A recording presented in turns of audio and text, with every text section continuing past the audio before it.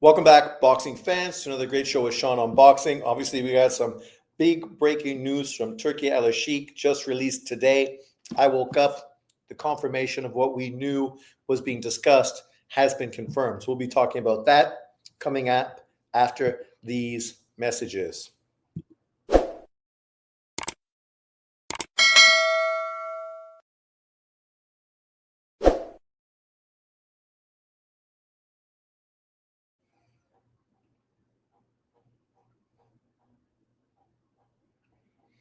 Welcome back. So this just popped up on me now. Copyright takedown notice. Your YouTube account has been disabled. So I wonder if they're talking about this YouTube account, because how could it be? Because all the strikes from John Boxing have nothing to do with this current account.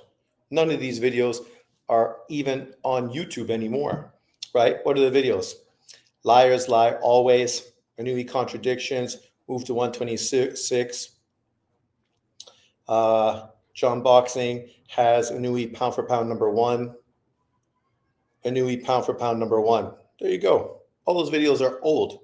So I have no idea why this would somehow be sent to me now, but that's what I finished work to open my eyes to. You know, you got to ask yourself about a person that is so in their feelings that they need to report a person who basically just exposed their double standard.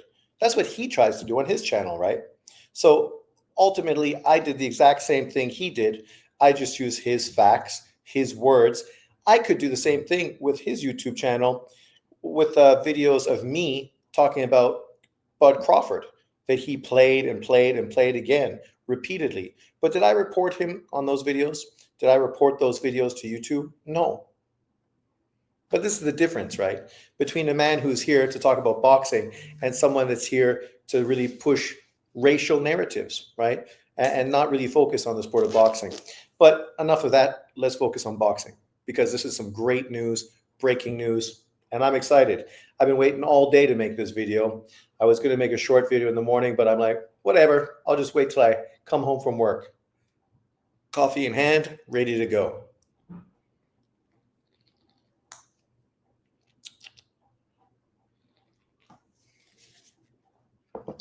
So let's get to it.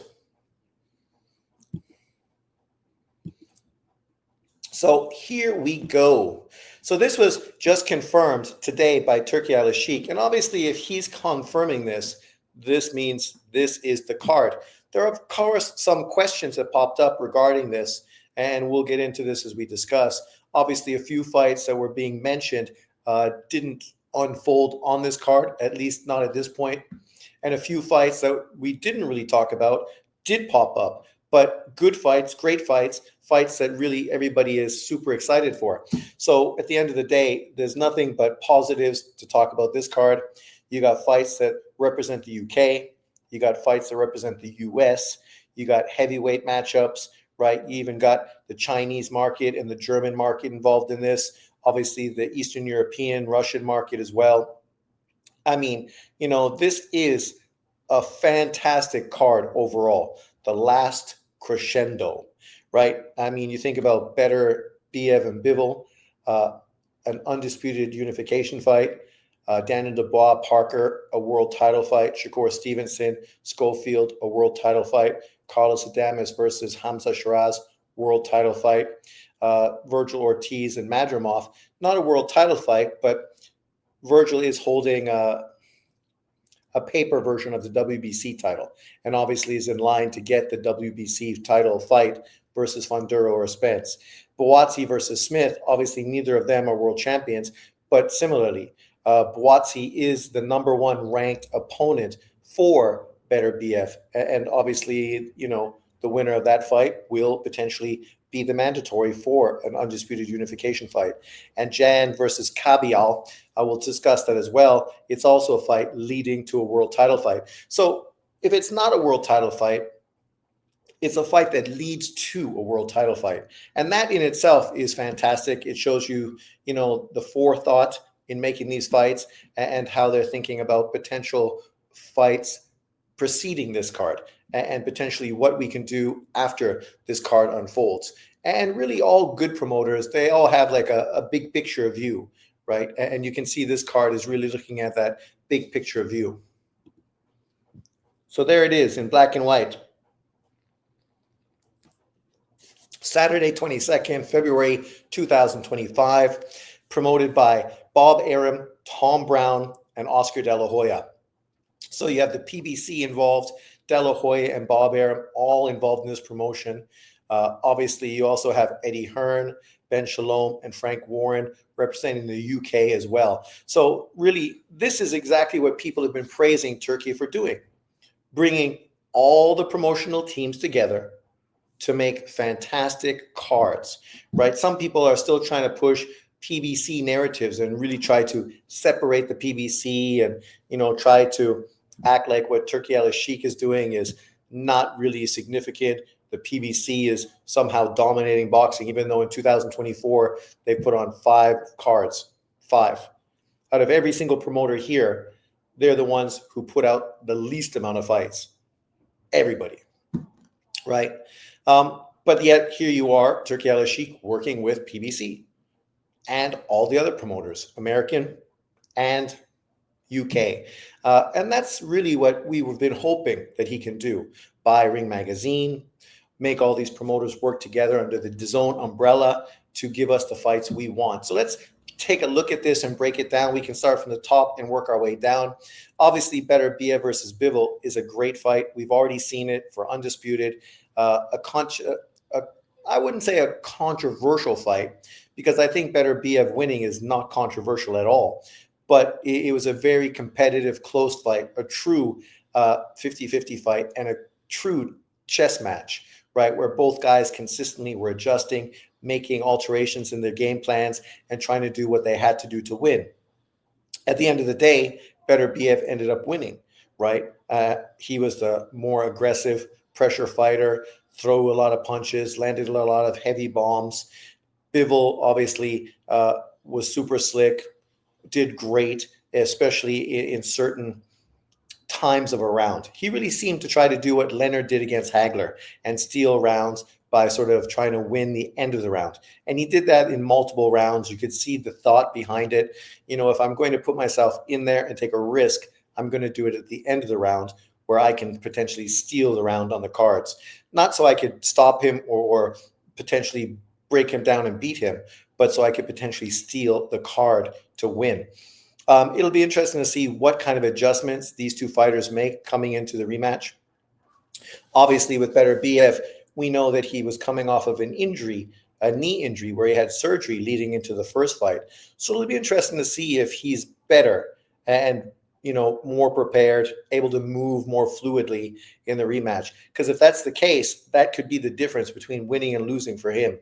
For Bivol, I don't know what adjustments Bivol is going to do, except maybe potentially be more aggressive.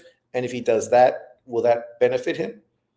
If he's less aggressive, you would expect that he's going to lose on the cards once again. So you'd think if he wants to win, he's going to have to put more flurries in there, be more aggressive, try to back Beterbiev up a bit. And really, that's what this comes down to. Who's able to make the adjustments in this fight, in this rematch?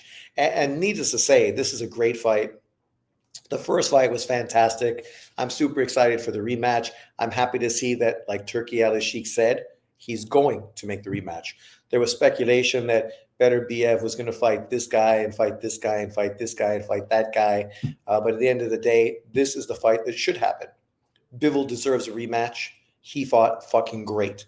Whether you had him winning or losing, the truth is he fought great. And we give him praise for that. Sorry, I got to plug my computer in. I knew I had something to do and I forgot all about it. 1 second.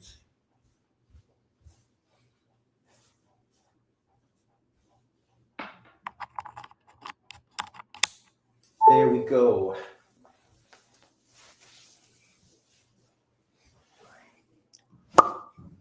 Okay, so let's get back to it. Yes, I'm sitting on the floor. My coffee table is short, right? So being on the table, leaning over, it's much more obviously better to do this. It's at a eye level, so it makes more sense. And then the criticisms people have given me for years for my picture, now they don't have to see the picture, so it's perfect. So then after Better Be of Mbibble, and this is a little bit of controversy, but I mean, I don't really see why it would be controversy. Which fight is going to be the headline fight? The undisputed light heavyweight fight between Better Be of Mbibble Part 2 or IBF world champion Daniel Dubois coming off of a career-defining victory, stopping Anthony Joshua in a very unexpected performance, a real dominant performance, taking on ex-world champion, WBO champion Joseph Parker in his second defense of his IBF title. I mean, this is a great fight. This is the fight that I said all along I would love to see Daniel Dubois in. Obviously, Parker has a very good name in the UK, trains in the UK, has fought multiple times in the UK, so he's very well known as an opponent. Dubois, obviously, out of all the UK fighters right now, you'd have to say he's got the biggest buzz, right? Truthfully. Obviously, Fury lost, AJ lost. Daniel Dubois went in there against AJ and didn't just beat him, destroyed him, walked through him, right? So much so that AJ and his team were not interested in chasing the rematch. Hence, Joseph Parker. I heard Hatman, who was kind of, I don't know if he was upset, but he kind of felt that Bacoli should have been getting that Daniel Dubois fight. I never thought Bacoli was going to be Daniel Dubois' opponent. I always thought that Zhilei Zhang and Bacoli was the fight that was going to happen. That fight made a lot of sense. I thought a great potential opponent for Dubois would have been Ajit Kabial, right? Who was very good, coming off of great wins, not a gargantuan heavyweight, right? So, Dubois would be fighting somebody that really he's probably bigger than. And it would have been a great stylistic matchup, probably better than Joseph Parker, to be truthful. But obviously, Kabial doesn't have the name recognition that a Joseph Parker has. Parker, sometimes being a bit of a boring fighter to watch, obviously is super skilled, got great experience, is coming off of great wins, just like Ajit Kabial, and is definitely at a point right now of his career where he deserves another world title fight. And if he's able to beat Daniel Dubois, what a fucking statement that would be, right? And I don't look past Parker. I think this is the kind of fight where potentially he could beat Daniel Dubois. Daniel Dubois might be coming in too cocky, too arrogant. He's not the best mover out of boxers, but nonetheless, he's shown that he's a very aggressive, come forward pressure fighter. Parker obviously is super skilled. He's been able to control pressure fighters. He's been able to do well against bigger fighters. Obviously, he did get knocked out by Joe Joyce, but you can't use the triangle theory as a way to praise a guy for winning one fight and losing another, because Joyce also beat Daniel Dubois, right? Isn't it Joyce that beat Parker? So I think this is a great matchup, probably one that many boxing fans will probably sleep on. But when you think about all the best heavyweight matchups within the last 10 years, this is definitely one of them, right? It is, easily. Parker is quality. When we look at what Parker has done right now in the heavyweight division, you can't sleep on the guy. He's legitimate, and he's really done everything he needed to do to earn this fight and more, truthfully. Let's just get here. Okay. Box rec, here you are. Okay. Where are we? Parker, Joseph Parker, Joe Parker, 35-3. So 3 losses, only stopped once, right? 23 KOs. A guy that's big, but the biggest negative push towards him is that he doesn't usually fight aggressively, right? He's more of a passive fighter, right?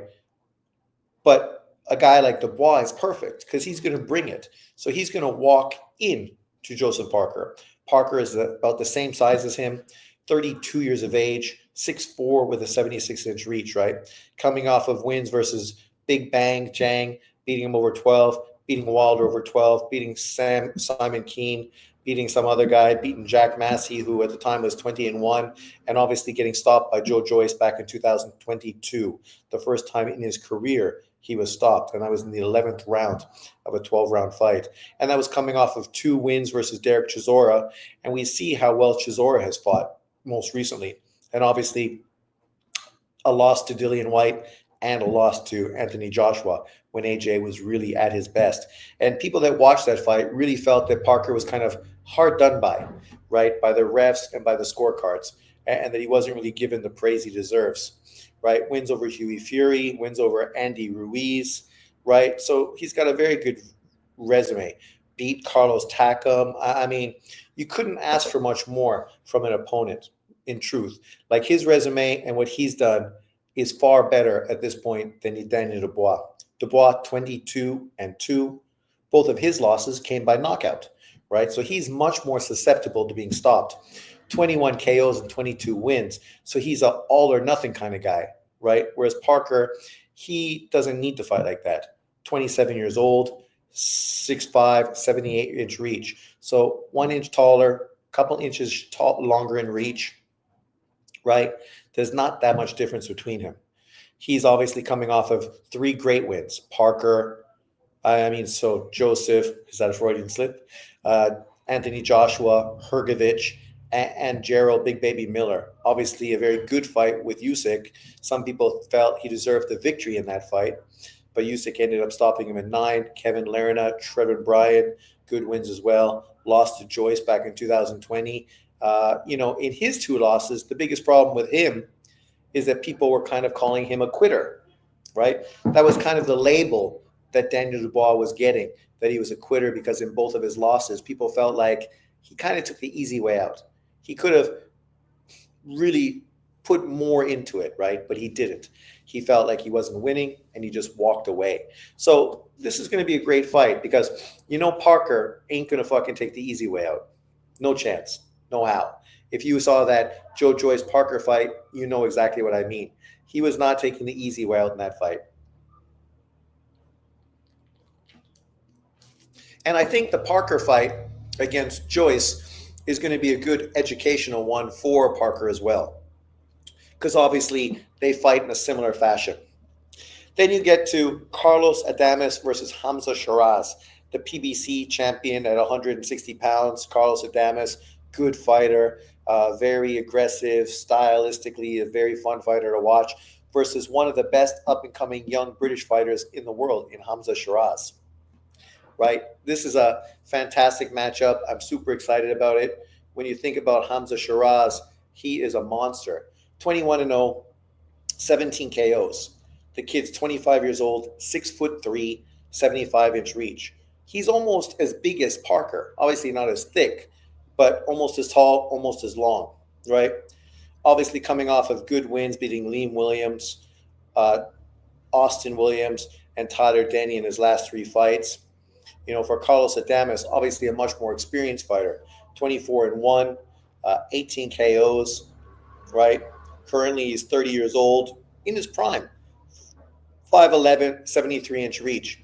So giving a few inches up in reach, probably 2-3 inches, giving up about 4 inches in height. So the reach is not that big of a difference. He's coming off of wins against tough boxer Tuol Guasha, beat Julian Williams, beat Sergey Derevchenko in a very good win. That's a very good win. Obviously lost to Patrick Teixeira back in 2019. The same Patrick Teixeira that Xandra Zayas just beat not that long ago. So it's a quality fight. It'll be very interesting. For me, I would love to see Shiraz make a statement, and then we could get a potential fight between Shiraz and Janibek for unification at 160 pounds.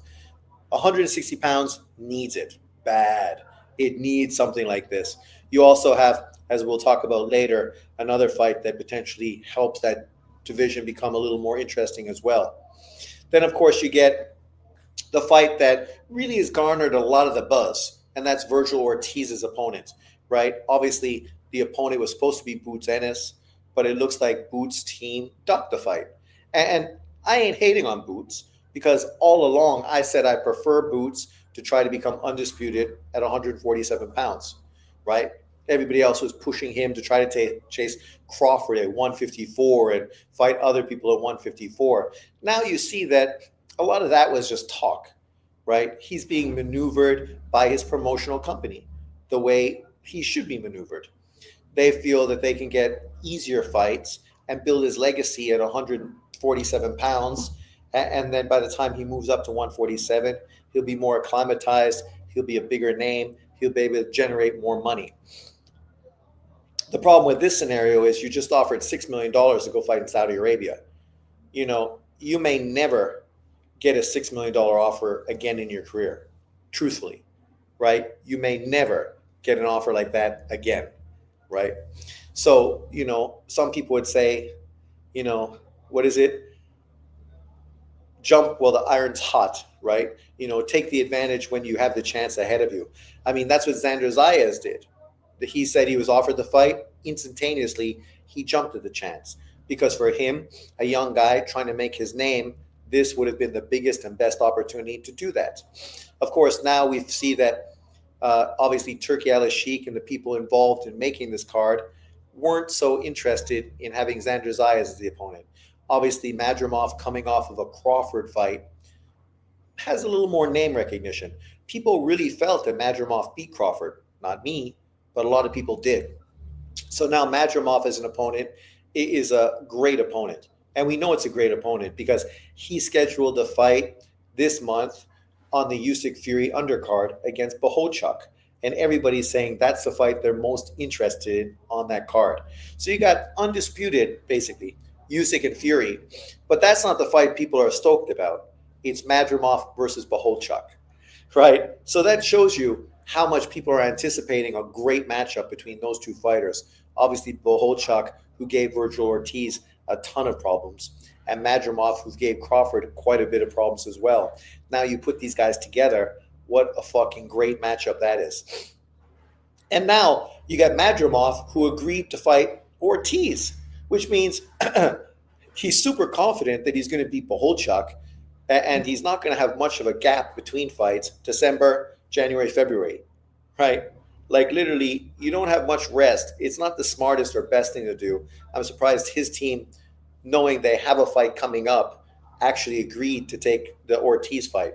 But obviously the money that they're being offered to fight Crawford, to fight Bohocuk, and now to fight Virgil Ortiz is the kind of money you don't walk away from. Even if maybe strategically it's not the best thing for you or your career, right? It could be if he beats Bohocuk coming off of the very good fight against Crawford and then beats Virgil Ortiz, people are literally going to say that Madrimov is the second best fighter at 154 pounds. The only guy better than him is Bud Crawford, an all-time great, a pound-for-pound top 3 fighter. So, it's really making a huge statement, and you're really building your name. But at the same time, because you don't have much of a break, you're not getting much of a rest, potentially you could be not at your best against Virgil Ortiz, and that might just give him the advantage he needs to beat you. I would have personally preferred the Boots Ennis fight because obviously I think out of the 3 fights, that is the biggest. But we know Virgil Ortiz was also scheduled to fight Tim Tszyu, and then obviously talking to Boots, and then obviously talking to the Puerto Rican kid, which would have been a huge fight. But maybe it's best they do that in America, Mexico, Puerto Rico. They can sell that in New York City. And now you fight Madrimov, a fight you couldn't really do in the States. It wouldn't really get either fighter the kind of money that they're going to make in this matchup. Great matchup. You got to really fucking give Israel Madrimov a ton of credit because taking this fight when you still haven't won your fight against Bohocuk, Jesus Christ, man. That's what do they say, looking past, right? He's definitely kind of looking past Bohocuk in this situation. Then we get to the fight that really caught everyone off guard. Buatsi versus Callum Smith.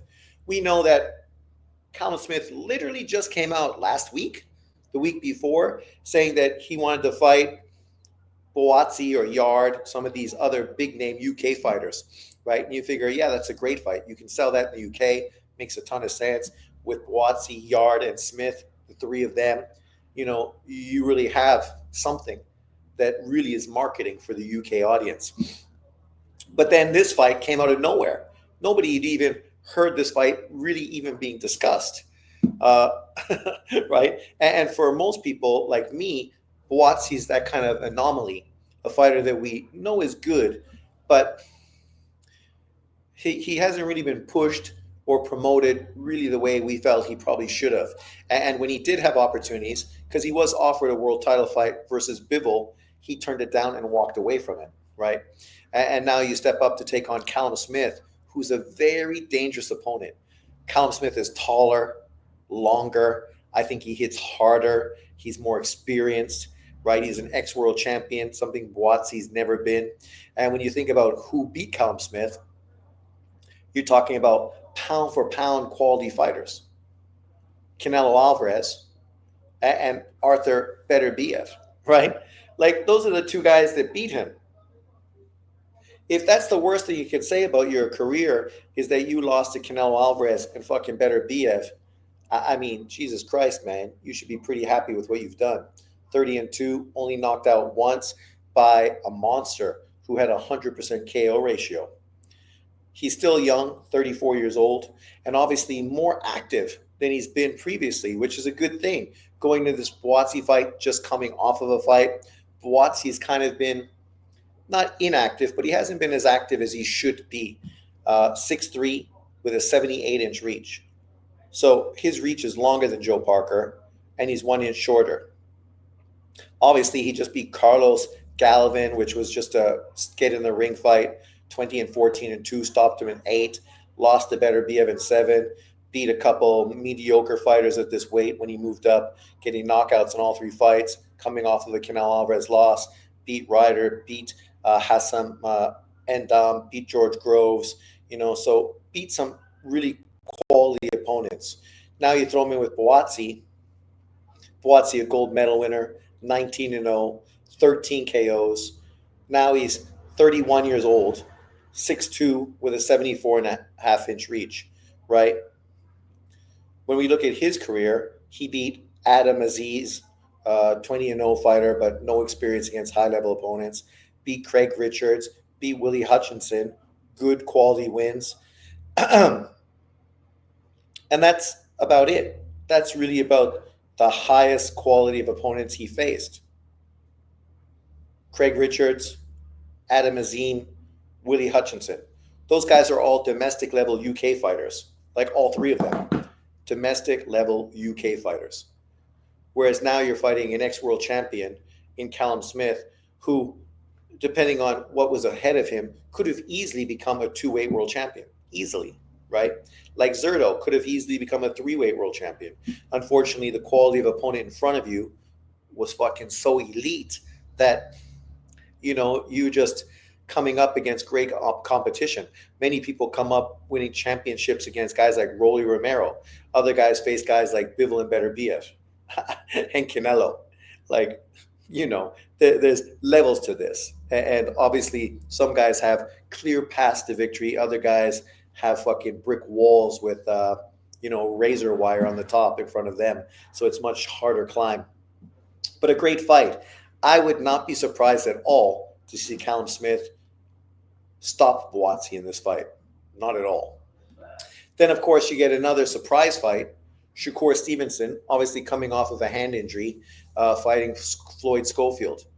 Coming off of a hand injury, inactivity, Schofield is probably a good opponent, right? He's not elite. He's the tier below. Hasn't really proven himself against high-level competition, but shows a lot of ability, a lot of skill. He's still young. People have high expectations for him. Him stepping up to face Shakur, big balls move for him. I like it. These young guys talk a lot. When you get offered a fucking career high payday, you fucking should jump at it. I think he said that they're going to walk away with $900,000 for this fight, right? This puts in perspective when you look at guys like fucking Howard and who's the other welterweight fighter that literally ducked boots, right, for like 1.6, I think they were offered, or whatever it was.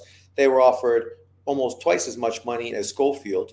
Schofield is going to walk away with probably $500,000 at the end of the day. But for him, that's a career high payday. He's in with one of the best fighters in boxing, right? You're probably never going to run in with a fighter in your career that's going to be as difficult skill wise as Shakur Stevenson. So in that sense, it's going to be a real learning experience, kind of like when Canelo fought Floyd Mayweather, and it really benefited him moving forward. Sure, he took a loss, but look what he's done since then. For Schofield, if they go into it with the right game plan and the right demeanor, it could be a similar situation for him. And for Shakur, he's in with an aggressive fighter prior to facing Zepeda. So it's a fight that's going to help him prepare for Zepeda, because obviously Schofield is an aggressive fighter as well, right? Not as seasoned and not as experienced as Zepeda, but some people would say more athletic, maybe more upside than Zepeda, right? Whether you agree with it, you can leave it in the comment section below. I think Schofield, in sense, truthfully, is a guy that's a lot like Sean Porter. And because he's like Sean Porter, I think he could learn a lot from watching Sean Porter's victories versus Paulie Malignaggi and Devin Alexander. Who did he beat when he really put a push on? And he's just kind of walked over these real slick, soft punching fighters. Schofield should be watching those Sean Porter fights and really see what Sean Porter did to dominate and destroy those guys. Because in a sense, Shakur is obviously better than those fighters. But similarly, that kind of Sean Porter aggressive style would really benefit him against a guy like Shakur, who obviously is going to struggle with volume, right? So it's a great matchup. I'm really interested to see how Schofield does. Obviously, out of all the fights, this is probably the biggest mismatch. The fight that's most obviously Shakur Stevenson is going to be the guy predicted to win, whereas Beterbiev Bivol, Dubois Parker, Adamus Shiraz, Ortiz Madrimov, Buatsi Callum Smith, they're all really 50-50 fights or 55-45 fights, all really close, all really competitive. Anything could happen in those matchups. Then, of course, you get Zhilei Zhang versus Ajit Kabial. For me, this is a pretty easy prediction. I think Ajit Kabial is going to beat Zhilei Zhang, and I would not be surprised at all if he ends up stopping him in this fight. Let's just put it in context, right? Kabial, 25-0, 17 KOs, is a really good fighter. Underappreciated fighter, if you want to be factual. What are you doing, phone? 32 years old, 6'3", 80-inch reach. Long arms, right? We just looked at a bunch of guys that were 6'3", 6'4", and none of them have the reach that he has, right? And we talked about guys like Callum Smith, Buatsi, heavyweights like Dubois, and Parker. His reach is longer than all of them. He's coming off of wins against slick fighter Frank Sanchez, right? Zhilei Zhang is no Sanchez. He don't move like Sanchez. Sanchez was a tough fight. Most people predicted that Sanchez would beat him. He went in there and used body punches, broke Sanchez down, got him out in 7. Fucking great performance. Prior to that, he beat Canada's very own Makhmudov, a big, giant, slow-footed power puncher. Kind of similar to Zhilei Zhang.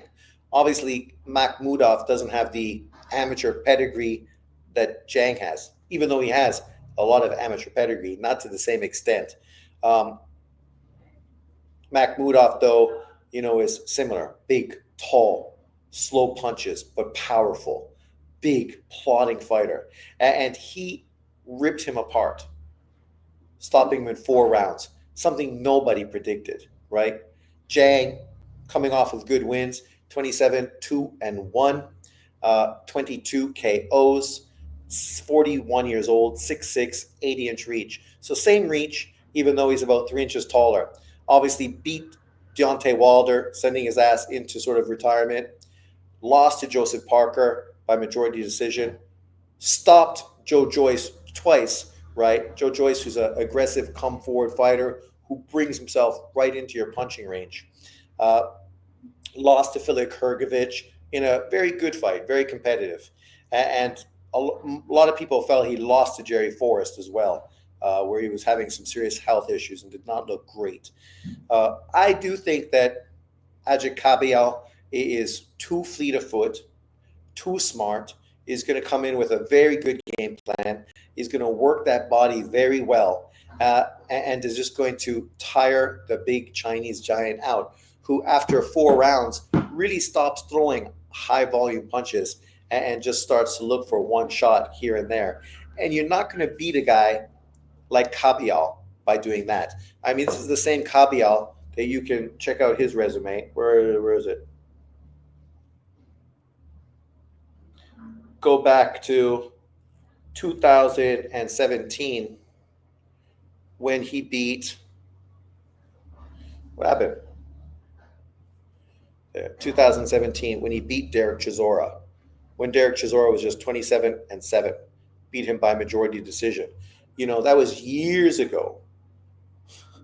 Now Derek Chisora is 35-13, has had 6 more losses since then, but also has come off great victories, beating Joyce, beating Washington, beating Pulov, beating Price, really doing a lot in his career, beating Spilka, you know, beating Takam. All those fights came after losing to Kabial. So I'm not surprised at all. And if the betting favorite is towards Zhang, I would put a lot of money on Kabial to win. And you can thank me by hitting me with a super chat when I fucking steer you in the right direction. Here's the fight we were talking about earlier. The potential matchup between Zhilei Zhang and Kabial. The winner of this might fight for the WBC interim title against Anthony Joshua. And obviously, this is AJ trying to get into position to fight Tyson Fury. So if Fury wins by Usyk, you could see AJ fight the winner of Zhang versus Kabial. And I think if it's Zhang, for sure that fight will happen, because stylistically, he does have the power to flatline AJ, but at the same time, he tires out so quick. If AJ just uses his legs and his jabs for about 4 rounds, after that, it should be easy work on him. It should kind of be like, who was it when Evander Holyfield took it to George Foreman, and George Foreman just defensively couldn't get out of the way of Evander's punches and just took a beating in that fight. Potentially, I mean, I know AJ doesn't have the toughness of Evander Holyfield, but obviously I think it could be a very similar fight. If Kabial wins, the fight's not nearly as marketable, right? It's not nearly as interesting. Even if Kabial stops and destroys Zhang, he's still not going to have huge name recognition to UK boxing fans, especially casuals. So I don't know if the fight will happen in that case, because AJ still can get the Fury fight anyways, even if he doesn't take on one of these guys. Another fight that we mentioned earlier for the middleweight division, it's being talked about right now that Lara and Chris Eubank will fight for Chris Eubank's WBA middleweight title. And for me, this is great news. If Eubank is somehow able to beat the 40-year-old Lara to get that WBA title, he becomes a world champion. But what it does, it opens up a door for a potential unification fight, a huge UK unification fight between Eubank and Hamza Shiraz, right? Which is a fight that will really be marketable. You probably could put that in the O2 if both of these guys come off winning world titles and then match up this unification fight. And then the winner fighting Janabek for undisputed middleweight title, right? That would be huge. The last time we had a middleweight undisputed champion was Taylor after he beat Bernard Hopkins. So it's been a long time since we had a middleweight undisputed champion. So that would be great, and it'd also be fantastic for the middleweight division as well. Speaking of the big boys, this is the proposed money, the purse that these guys are going to get for their fight in December.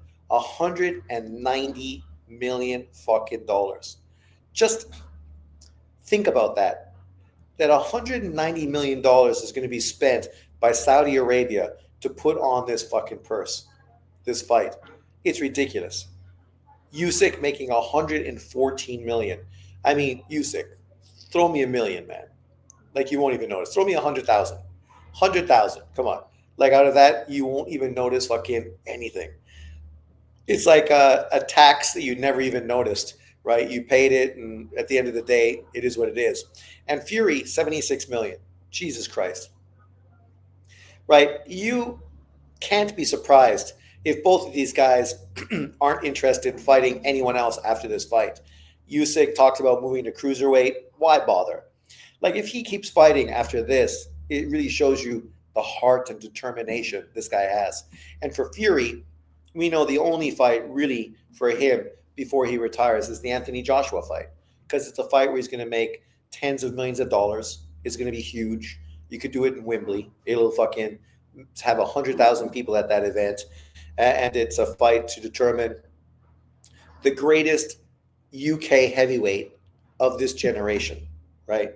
Even though at this point you'd probably lean towards Fury, but you still got to have the fight. $190 million. God damn. Terence Crawford is one of only 3 male boxers alongside Inoue and Usyk to achieve undisputed status in 2 weight classes during the 4-belt era. Right? It's funny, though, that some people want to give Crawford all the praise for doing this, but then don't want to give Usyk or Inoue any praise. When people talk about Usyk or Inoue being ranked above Crawford, people get emotional. And we know it's all because of tribalism, because in truth, all 3 fighters are generational. And what they've done has never been done in boxing history, right? And the irony is Inoue is literally 4 years younger than Crawford, so is going to go on to do far more in his career. And Usyk, if he beats Fury again in the rematch, I mean, his career, his achievements are far bigger than Bud Crawford. And I ain't hating on Crawford, but put this in perspective. You become undisputed cruiserweight, fighting every champion on the road. You even go on to fight, what's his face, the UK fighter, who was the lineal champion, just to solidify the fact that you beat all the guys that had the belts. Then you move up to heavyweight. You beat AJ twice, and then you beat Fury twice. And you beat Dubois, who currently just destroyed AJ and became IBF champion. Like literally, what else does Usyk need to do?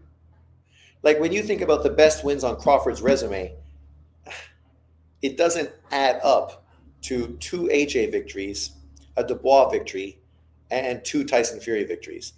It ain't even fucking close. And we can't even put Inoue in that conversation because obviously he hasn't fought that level of victory either, right? Even though he went to 118, fought all the champions to collect the titles, went to 122, beat 2 unified champions. Not champions, unified champions. So really the guys he fought at 122, you got to give a lot of praise to because they're not guys that held belts like at 118. They were guys that literally beat champions to unify for titles, right? So he had 2 unified champions that he beat both of them to become champion at 122. Right? I mean, but when you put that in comparison to Usyk, fuck, I don't know why people are shocked and surprised that people have Usyk pound for pound number 1. And out of all the fighters, I like Inoue first, Crawford second, Usyk third. Right? If these guys are fighting, Usyk is the last guy I'm interested in watching. Crawford and Inoue, right there. I won't miss their fights. But this isn't about who I like or who looks like me. I know Usyk looks like me, but I'm not picking him because he looks like me. I'm picking him because he's doing stuff that's fucking unbelievable. And if he beats Fury in the rematch, I will be super shocked and surprised because anyone watching my channel knows that I'm predicting Fury will beat him in the rematch. So if he's able to prove me wrong again, whew, that shit's dynamite. And potentially Fury's going to come in even bigger in the rematch to try to use his physicality to kind of, tire out and wear out Usyk, right? Already weighed 40 pounds more than him in the last fight, potentially could weigh 50 to 60 pounds more than him in the rematch. Something that Crawford never had to or never will have to deal with in his career. And then, of course, you got Devin Haney, and it's being reported that Devin Haney rejected a Teofimo Lopez fight for $2.4 million, plus a pay-per-view upside. Also, apparently, he offered George Kambosos a similar deal. George Kambosos obviously also declined that fight. And to be fair, if you look at those three fights, they're all great fights. Obviously, you throw Ryan Garcia in the mix there, and right there you have really a great little sort of tournament. Obviously, for Lopez redeeming his one loss to Kambosos is a good fight. Obviously, beating Devin Haney, who's a champion, even though he's not currently a champion, would be a great fight as well. Obviously, stylistically, it's a very intriguing matchup. They've been going back and forth for years, and so it's about time the fight finally fucking got done. Then you throw Ryan Garcia in the mix. Obviously, Ryan Haney got some serious unfinished business, and Lopez and Ryan would just be a fucking huge marketable fight stylistically. Two dynamic punchers thrown in the ring together. So I don't care who fights who; they're all great matchups. But the truth of the situation is, I don't. I'm not surprised Haney would walk away from that fight. And at this point, that might have been a problem. He might have been smarter to jump at a chance to fight Lopez right now than to wait. Because I think Lopez working with Canelo's trainer is potentially something that could be game changing, right? Literally game changing. Not only do you help get the Mexican fan base to support you more because of your connection to Reynoso and Canelo, which is obviously a smart move to do financially. It's a bit of a boon. But stylistically and dynamically, Lopez is a much more athletic, a much more explosive fighter than Canelo Alvarez. So if he's able to incorporate what Canelo does to be a dominant fighter into his game, along with his hand speed, foot speed, and explosiveness, he could be a far better fighter than Canelo Alvarez moving forward. And he's still young. I mean, how old is Lopez? He ain't old. Where are you, Lopez? Teofimo Lopez. And as I said, I mean, I like Lopez. He's a good fighter, but I'm not a huge fanboy of Lopez at all. 21-1, never stopped, 13 KOs. He is currently 27 years old. So physically, he's in his prime. Over the next 5 to 6 years, from 27 to 33 to 34, Ryan Garcia, Kambosos, Devin Haney, Tank Davis, fucking Boots Ennis, Howard. You know, I'm not saying those are easy fights and that he can win them all. Boots Ennis is obviously a much bigger fighter than him. He's 5'8", with a 68.5-inch reach. So he'd be giving up a lot of advantages to that guy. But already he beat Nakatani, Kome, a world champion, Lomachenko, a world champion, Kambosos, a world champion, Sandor Martin, Josh Taylor, a world champion, Jermaine Ortiz, right? You know, solid resume for a guy who, you know, only has 22 fights in his career. Not a lot. Far less than a guy like Boots Ennis.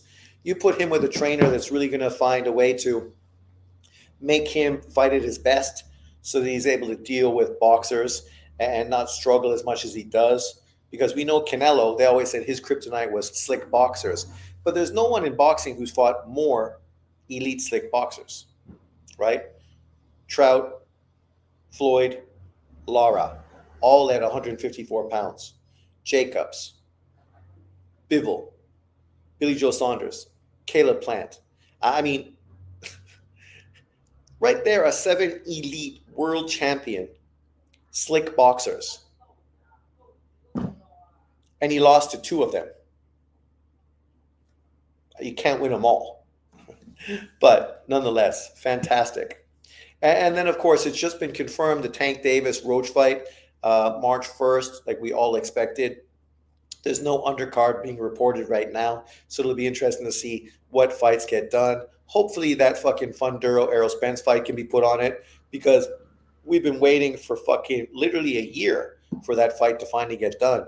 I know the one drawback is the WBO who won't sanction the fight, but regardless, you got the WBC title. Just fight for the WBC title. If they won't sanction the fight, they should at least allow you to have a, what do you call it, fight, even if your belt's not on the line, right? So I'm not sure what's going to happen with it, but hopefully we can get some good fights on this card. Because obviously we're going to look at the David Benavidez fight card. Not bad, but for $85, to be fair, the PBC probably needs to put on better cards if they want people to get excited about these cards, right? I mean, we heard that the Charlos were going to be on these cards, and Caleb Plant, you can assume he's probably going to be on this card. But against who? That's the question, right? Who? Here is the David Benavidez Morrell fight. Obviously, it's a great fight. But this is a boxing hardcore fan fight card because nobody casual knows who David Morrell is. Most people don't even know that much about David Benavidez. But you have Benavidez versus Morrell. For us hardcores, this is a great fight, great matchup, a real 50-50 fight, a real intriguing matchup. Then you get Figueroa Fulton, 2. Obviously, they've done it before, and it was a great fight, right? So if it's anything like their last fight, it should be a very entertaining fight. But at the same time, Figueroa has looked pretty dominant at 126. Stephen Fulton has looked anything but dominant.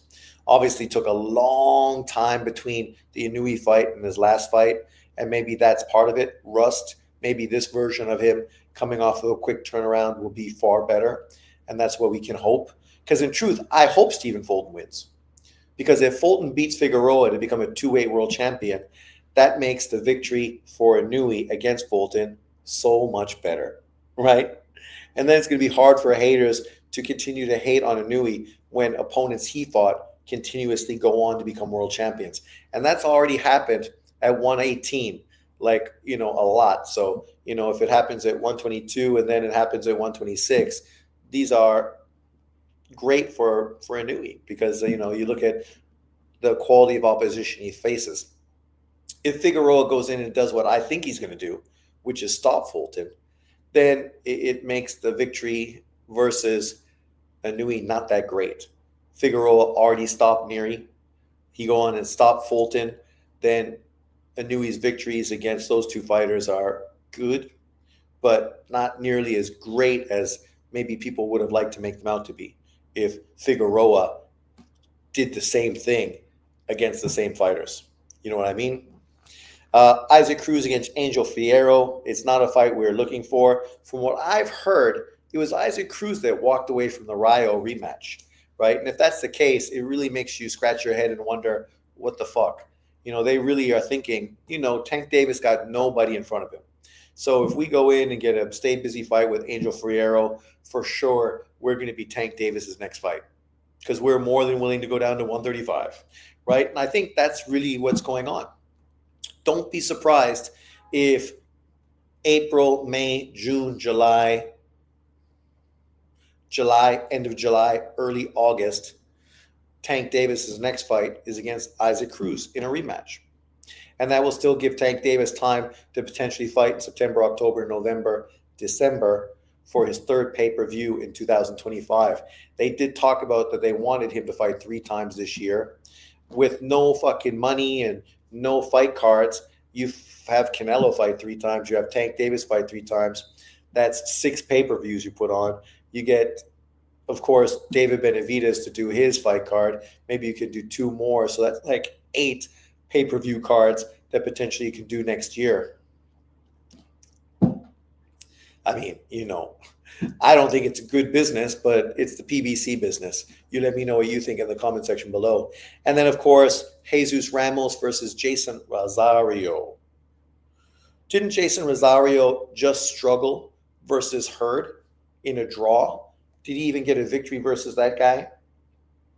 Am I mistaken? Let me quickly check. I don't think so, but maybe I'm mistaken. But I feel like I'm correct that Hurd and Jason Rosario just fought to a draw. And if that's the case, I mean, so you're fighting a guy literally coming off of a draw.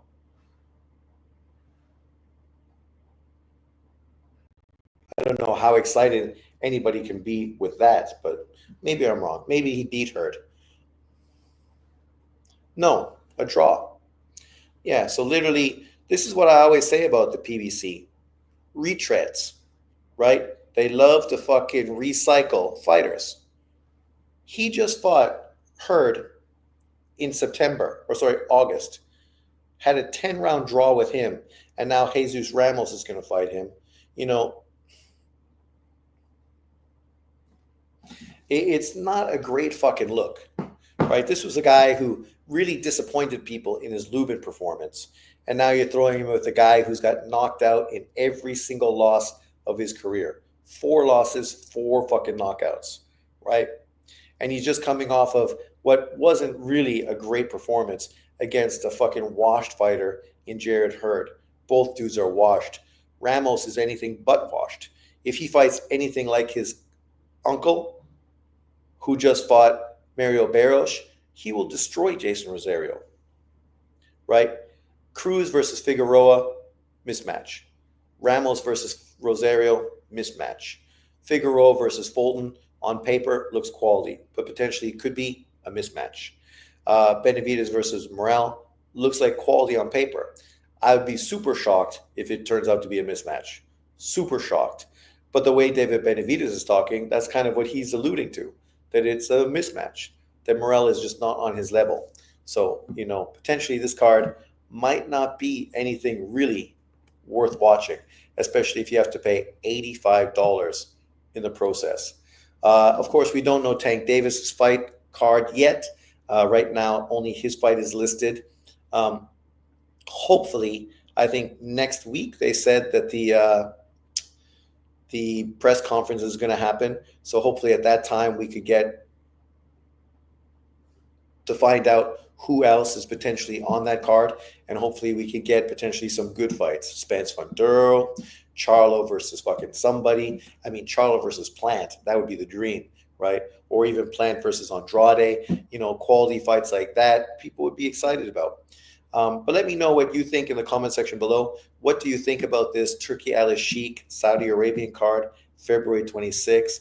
I mean, some of the fights aren't what we expected. Sugar Nunez is not going to be on the fight card. Surprising, but he's probably going to be pushed back to probably the next fight card in Saudi Arabia.